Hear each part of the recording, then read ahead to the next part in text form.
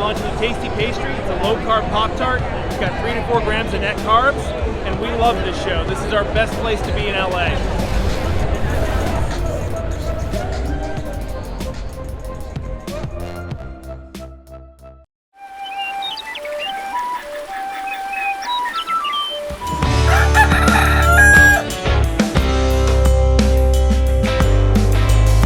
Welcome back to Legendary Foods, Muscle in the Morning. I'm Dave Palumbo, and today is Thursday, December 1st, 2022. And let's find out what's going on in the world of bodybuilding and fitness. Back in the day, former Miami Dolphins coach Don Shula was famous for his ability to keep his teams from falling into complacency traps, which is something that's sneaky hard to do when you're dealing with pro athletes and high performers. When you've been at the top for a few years, it's easy to lose your edge because you can trick yourself into thinking that you're further ahead of the competition than you really are. But from an outsider's perspective, if you're looking at where Chris Bumstead is right now, it seems like he's channeling his inner Shula, because he sure doesn't look like he's falling into the complacency trap this season.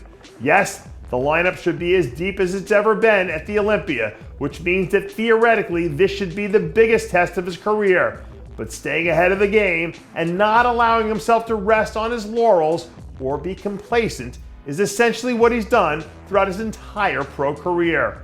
And history tells us that if he stays sharp and doesn't lose his edge when the final scorecards are tallied, he's going to end up with straight ones across the board.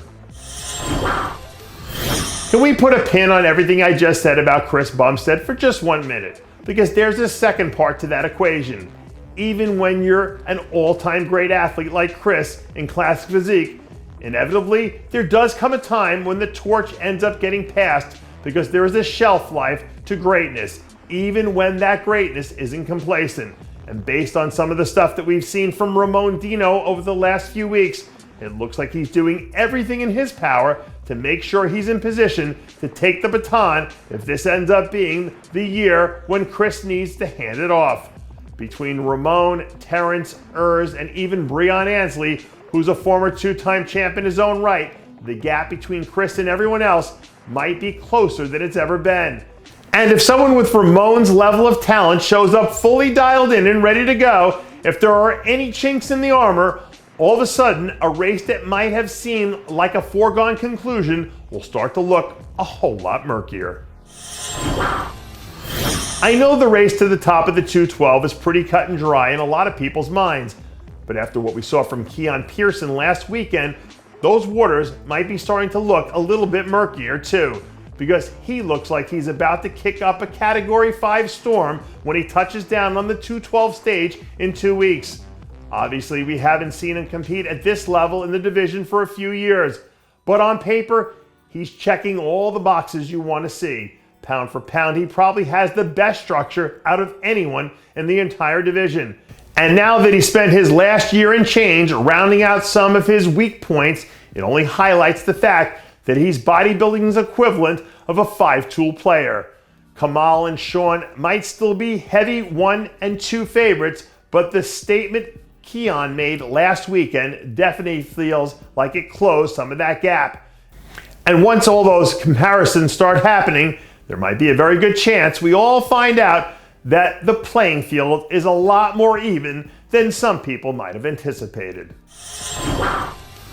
Another big headline that we saw make waves last weekend came courtesy of Vitaly Nikolov, aka GoodVito, after he clinched his pro card by winning the overall title at the Brazilian Nationals.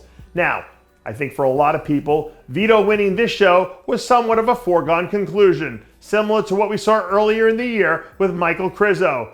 But one of the big differences between those two is the fact that Vito is only 24 or 25 years old, which means that he hasn't even begun to enter into his physical prime yet. During an interview immediately after the show, Vito went on record and said that he will be competing at the Mr. Olympia next year, which would be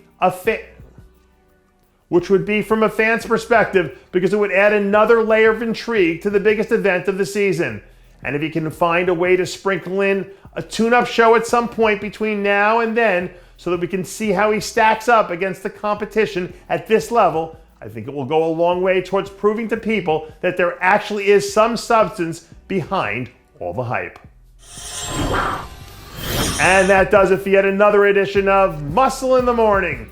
I'm Dave Palumbo, reminding you to always be true to your passions and make sure to follow us on Facebook, Twitter, and Instagram.